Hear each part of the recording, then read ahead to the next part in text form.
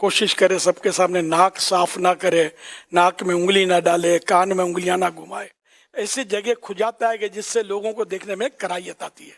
ये भी आप समझते होंगे, तो ये नहीं करना। डेंगू चला है तो डेंगू में बताते हैं कि ये एक से दूसरे को लगता नहीं है। जो बेचारे पर आया तो वो खुद ही बस उसको आजमाइश में है, वो अल्लाह शिफा अता फरमाए। डेंगू हमारे यहाँ काफी यानी कि पाकिस्तान में आजमाइश में मुब्तला कर रहा है लोगों को। अल्लाह पाक शिफा दे। और ये मर्ज और ये जो असल वो डेंगू बीमारी का नाम नहीं है, हमारे डेंगू बोलते हैं। ये डेंगू एक्चुअली बीमारी का नाम नहीं है, डेंगू मच्छर का नाम है। एक मच्छर की किस्म है डेंगू।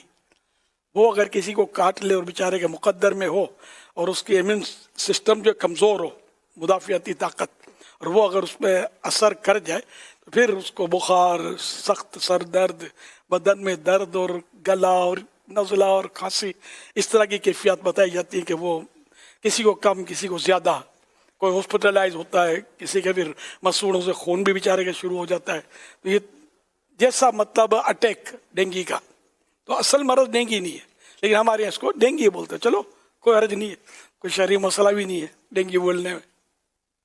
तो ये है कि तो बहरहाल गलियों में थूकना, नाक सिनकना ये दूसरों के लिए भी मतलब वो परेशानी का बाइस होता है, घिन आती है इससे।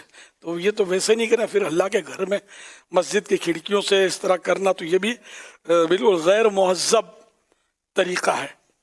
बाद बात खिड़की किबले की तरफ होती होगी तो किबले की तरफ थूकना है तो वैसे ही मना है, चाहे मस्जिद में थूके चाहे घर में थूके, किबले की तरफ नहीं थूकना चाहिए। तो इस तरह मतलब है कि बचना चाहिए इससे। आदमी सफाई, थूक वगैरह भी है वो सबके सामने ना निकाले, सबके सामने नाक साफ ना करे, नाक में उंगली ना डाले, कान में उंगलियां ना घुमाए, सबके सामने इससे बचना मुनासिब है। बाद औक़ात बदन पे मेल उतारते रहते हैं, वो दूसरों को देखकर इससे थोड़ा कराहियत आती है, घिन आती है। और इससे जो ऐसा करता ना, उसका जो इमेज है ना, देखने वाले पर अच्छा नहीं पड़ता, खराब होता है उसका इमेज।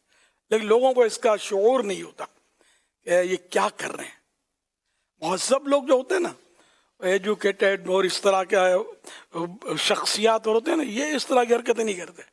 ये कुछ थर्ड क्लास के लोग होते हैं ज़्यादातर, वो से हरकतें करते हैं कि आदमी को मतलब क्या बोलूँ मैं, कहने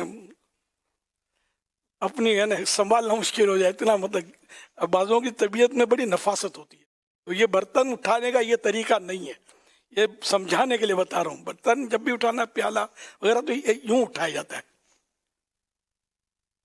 उंगली का कोई भी हिस्सा अंदरूनी हिस्से में ना जाए।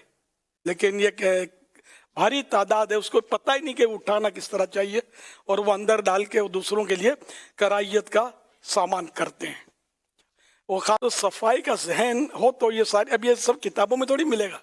सफाई के जहन हो तो खुद ही आदमी को एहसास होता चला जाएगा कि यूं करना है, यूं नहीं करना, यूं करना है, यूं करना है।